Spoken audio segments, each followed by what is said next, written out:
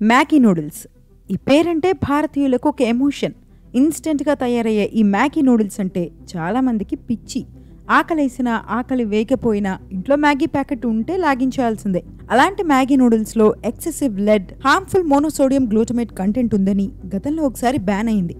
Nestle ఇండియాకు ఇదొక big blow. అయితే ఇది ఒకప్పటి కథ, కానీ అప్పుడు మ్యాగీ విషయంలో కనిపించిందే ఇప్పుడు రిపీట్ అవుతోంది. మనం రోజు ఉపయోగించే ప్రొడక్ట్స్ చుట్టూ ఇప్పుడు డేంజర్ బిల్స్ వినిపిస్తున్నాయి. పిల్లలు తినే సెర్లాక్ నుంచి వంటల్లో టేస్ట్ కోసం వాడే ఎవరెస్ట్ మసాలా, MDH వరకు ఈ ఒక్క ఏప్రిల్ నెలలోనే చాలా సీరియస్ అలిగేషన్స్ వచ్చాయి. అటు పతంజలి విషయంలో సుప్రీంకోర్టులో చాలా సీరియస్ గా విచారణ జరుగుతోంది. అసలు ఈ ప్రొడక్ట్స్ చుట్టూ ఉన్న ఇష్యూస్ ఏంటి, ఒక కన్స్యూమర్ గా మనం వీటి గురించి ఖచ్చితంగా ఎందుకు తెలుసుకోవాలి వంటి విషయాలను ఈ వీడియో ద్వారా ఎనలైజ్ చేద్దాం రండి.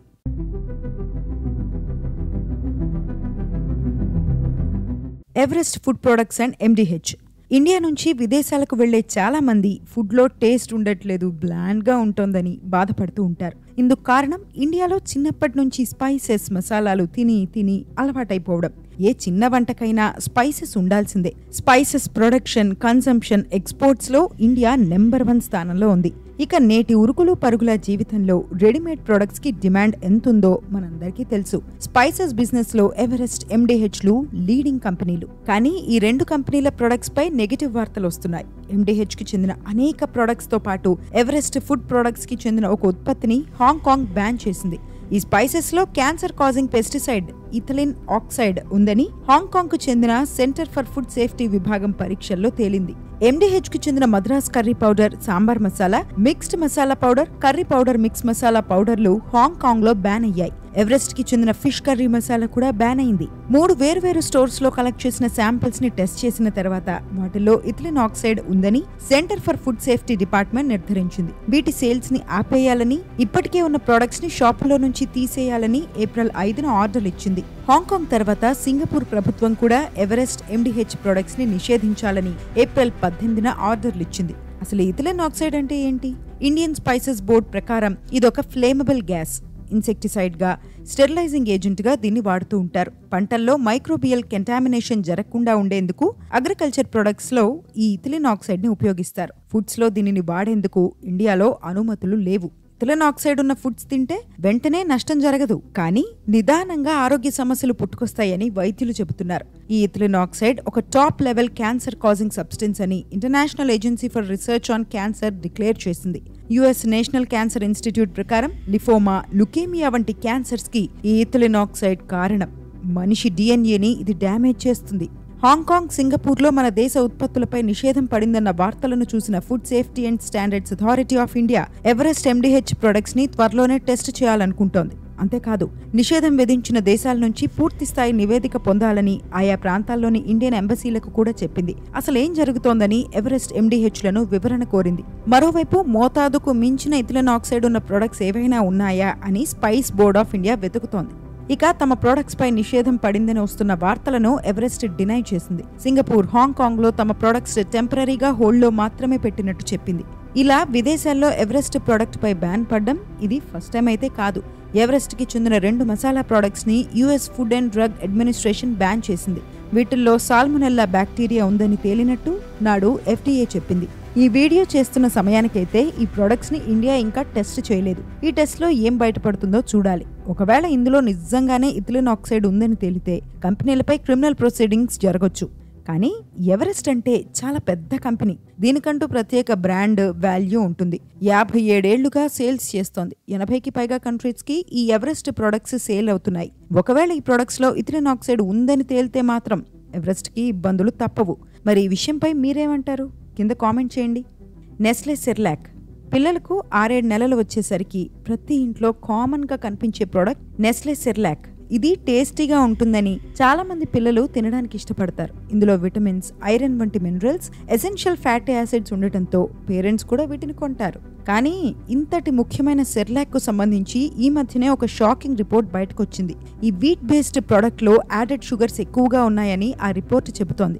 UK, జర్మనీలోని సెర్లాక్ లో అసలు ఎలాంటి యాడెడ్ షుగర్స్ ఉండవని, కానీ ఇండియాతో పాటు ఇతర సౌత్ ఏషియన్ కంట్రీస్ లో విక్రయించే సెర్లాక్ లో 2.7 గ్రామ్స్ యాడెడ్ షుగర్ ఉందని రిపోర్ట్ అంటోంది. ఫిలిప్పైన్స్ లో విక్రయించే సెర్లాక్ అయితే ఏకంగా 7.3 గ్రాముల యాడెడ్ షుగర్ వేస్తున్నట్టు చెబుతోంది. నేచురల్ షుగర్స్ కన్నా యాడెడ్ షుగర్స్ శరీరానికి చాలా హాని చేస్తాయి. ఇవి ఎక్కువగా ప్రాసెస్డ్ ఫుడ్స్ అండ్ డ్రింక్స్ లో ఉంటాయి. ఇవి ఆరోగ్యానికి అస్సలు మంచివి కావు. 2 ఏళ్ల వయసులోపు పిల్లలకు అసలు యాడెడ్ షుగర్స్ పెట్టకూడదని WHO అడ్వైస్ చేసింది. యాడెడ్ షుగర్స్ తో పిల్లల్లో ఒబేసిటీ సమస్యలు వస్తాయని హెచ్చరించింది. టైప్ 2 డయాబెటీస్ తో పాటు హార్ట్ డిసీజెస్ కూడా రావచ్చని ప్రపంచ ఆరోగ్య సంస్థ చెబుతోంది. పిల్లలకి ఇచ్చే సెర్లాక్ లో high amount of added sugars వేసి కంపెనీ తన సేల్స్ పెంచుకుంటోందని ఆరోపణలు వినిపిస్తున్నాయి. షుగర్ అధికంగా ఉండే ప్రొడక్ట్స్ ని తినేందుకు పిల్లలు ఇష్టపడతారని, ఫలితంగా వాటినే పెద్దలు కొంటారని, ఇలా కంపెనీ సేల్స్ పెరుగుతాయని చాలా మంది అంటున్నారు. వాస్తవానికి ఇండియాలో రెగ్యులేషన్స్ కూడా వీక్ గా ఉన్నాయి. యాడెడ్ షుగర్స్ కి అప్పర్ లిమిట్ అంటూ ఏమీ లేదు. సెర్లాక్ వంటి ఇన్ఫాంట్ ఫుడ్స్ లో కార్న్ సిరప్, మాల్ట్ ని వాడేందుకు రెగ్యులేషన్స్ అనుమతిస్తున్నాయి. సుక్రోజ్, ఫ్రక్టోస్ వంటి కార్బోహైడ్రేట్స్ ని కూడా వాడుకోవచ్చు. కానీ అవి 20% కి మించి దాటకూడదు. నెస్లే సెర్లాక్ పై వచ్చిన రిపోర్ట్ ను చూసిన యూనియన్ కన్స్యూమర్ అఫైర్స్ మినిస్ట్రీ కంపెనీపై అప్రాప్రియేట్ యాక్షన్ తీసుకోవాలని food safety and standards authority of ఇండియాకు ఆర్డర్ ఇచ్చింది. ఈ రిపోర్ట్ పై నెస్లే ఇండియా డిఫెన్సివ్ అప్రోచ్ తీసుకుంది. యాడెడ్ షుగర్స్ ని తగ్గించడమే తమ ప్రయారిటీ అని, గత 5 ఏళ్లలో యాడెడ్ షుగర్ కంటెంట్ 30% తగ్గించేశామని చెప్పింది. యాడెడ్ షుగర్స్ వినియోగాన్ని మరింత తగ్గించేందుకు ఎఫర్ట్స్ పెడుతున్నామని అంది. The Patanjali case. యోగా గురు రామ్దేవ్ బాబాకు చెందిన పతాంజలి చుట్టూ ఉన్న కాంట్రవర్సీ మీద ఇంకో పెద్ద వీడియో చేయొచ్చు. పతాంజలి ప్రొడక్ట్స్ పై ఇప్పటికే చాలా ఆరోపణలున్నాయి. పతాంజలి ప్యూర్ కౌ ఘీ గతంలో నిర్వహించిన ఫుడ్ సేఫ్టీ స్టాండర్డ్స్ టెస్ట్ లో ఫెయిల్ అయింది. పతాంజలి మస్టర్డ్ ఆయిల్ కూడా సబ్ స్టాండర్డ్ క్వాలిటీతో ఉందని రాజస్థాన్ ప్రభుత్వం గతంలో క్లెయిమ్ చేసింది. పతాంజలి ఆటా నూడిల్స్ కూడా నాణ్యతగా లేవని 2016లో రిపోర్ట్స్ వచ్చాయి. 2021 ఫిబ్రవరిలో పతాంజలి లాంచ్ చేసిన కరోనిల్ సంస్థకు భారీ లాభాలు తెచ్చిపెట్టాయి. ఈ Coronil first evidence based medicine for COVID-19 అంటూ ప్రచారం చేసింది సంస్థ.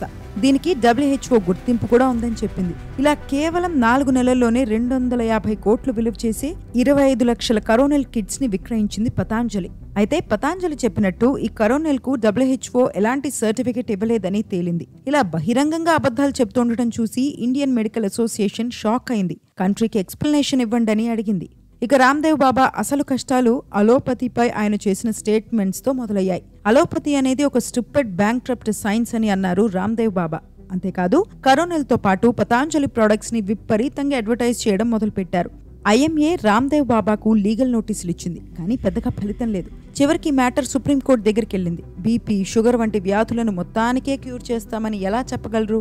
మీరు ప్రజలను మిస్లీడ్ చేస్తున్నారని అంటూ అడ్వర్టైజ్మెంట్స్ ని ఆపేయాలని చెప్పింది. అప్పటికీ పతాంజలి వినలేదు. ఇంకా మిస్లీడింగ్ అడ్వర్టైజ్మెంట్స్ ని కంటిన్యూ చేస్తున్నారని తెలుసుకుని రామ్దేవ్ బాబాతో పాటు పతాంజలి CEO బాలకృష్ణకు కాంటెంప్ట్ నోటీస్ పంపించింది. దేశంలో తప్పుడు వార్తలు విచ్చలవిడిగా కొనసాగుతుంటే ప్రభుత్వం మాత్రం కళ్ళు మూసుకుని కూర్చుందని ఘాటు వ్యాఖ్యలు చేసింది. కానీ కాంటెంప్ట్ నోటీస్ కి రామ్దేవ్ బాబా రెస్పాండ్ అవ్వలేదు. అది గ్రహించిన సుప్రీంకోర్టు రామ్దేవ్ బాబాతో పాటు బాలకృష్ణను కోర్టుకు రమ్మని పిలిచి ప్రజలకు క్షమాపణలు చెప్పాలని తేల్చింది. మొదటిసారి క్షమాపణలు చెప్పినప్పుడు మీరు అడ్వర్టైజ్ చేసినంత పెద్దగా క్షమాపణలు లేవంటూ స్పందించింది సుప్రీంకోర్టు. ఆయన రెండోసారి దేశ ప్రజలకు సారీ చెప్పారు. ప్రస్తుతం ఈ కేసు ఇంకా కోర్టులో కొనసాగుతోంది. The Bournvita case. బోర్న్విటాని మనలో చాలా మంది చిన్నప్పుడు తాగే ఉంటారు. ఇదొక హెల్త్ డ్రింక్ గా బాగా ఫేమస్ అయింది. కానీ బోర్న్విటాని హెల్త్ డ్రింక్ కేటగిరీ నుంచి తీసేయాలని ఈ-కామర్స్ సైట్స్ కి ఈ ఏప్రిల్లో ఆర్డర్స్ ఇచ్చింది ministry of commerce and industry. అసలు ఏ డ్రింక్ ని, బెవరేజ్ ని హెల్త్ డ్రింక్స్ కేటగిరీలో పెట్టొద్దని చెప్పింది. ఈ బోర్న్విటా ఇష్యూ గత ఏడాది మొదలైంది. ఇది కూడా షుగర్ కంటెంట్ చుట్టూనే తిరుగుతోంది. ఫుడ్ ఫార్మర్ అనే సోషల్ మీడియా ఛానల్ బోర్న్విటాపై సీరియస్ ఎలిగేషన్స్ చేసింది. బోర్న్విటాలో మోతాదుకు మించి చాలా ఎక్కువ షుగర్ కంటెంట్ ఉందని, దానికి హెల్త్ డ్రింక్ ట్యాగ్ ఇవ్వకూడదని రేవంత్ హిమంత్ సింకా ఆరోపించారు. ఇది పెద్ద ఇష్యూ అయింది. బోర్న్విటాపై ప్రజల్లో విమర్శలు వెల్లువెత్తాయి. ఆ వీడియోను తీసేయాలని రేవంత్ కి లీగల్ నోటీసులు ఇచ్చింది బోర్న్విటాని తయారు చేసే FMCG జెయింట్ మాండలేజ్ ఇండియా. కానీ ఆయన వీడియో డౌన్ చేయలేదు. చివరికి కంపెనీ ఒక మెట్టు దిగొచ్చి బోర్న్విటాలో షుగర్ లెవెల్స్ ని తగ్గిస్తున్నట్టు ప్రకటించింది. సాధారణంగా ప్రతి 100 గ్రాముల పౌడర్లో 37.4 గ్రాముల యాడెడ్ షుగర్ ఉండేది. దాన్నిప్పుడు 32.2 గ్రాములకు తగ్గించింది సంస్థ. ఇది దేశ ప్రజలకు పెద్ద విక్టరీ అని రేవంత్ అన్నారు. ఇలాంటి ఇష్యూస్ కేవలం ఇండియాలోనే కాదు, ప్రపంచవ్యాప్తంగా ఉన్నాయి. అనేక హెల్త్ కేర్ ప్రొడక్ట్స్ ని తయారు చేసే దిగ్గజ జాన్సన్ అండ్ జాన్సన్ కంపెనీ మీద కూడా సీరియస్ అలిగేషన్స్ ఉన్నాయి. ఇవి కంపెనీని ఒక ఊపి ముప్పతిప్పలు పెట్టాయి అనుకోండి.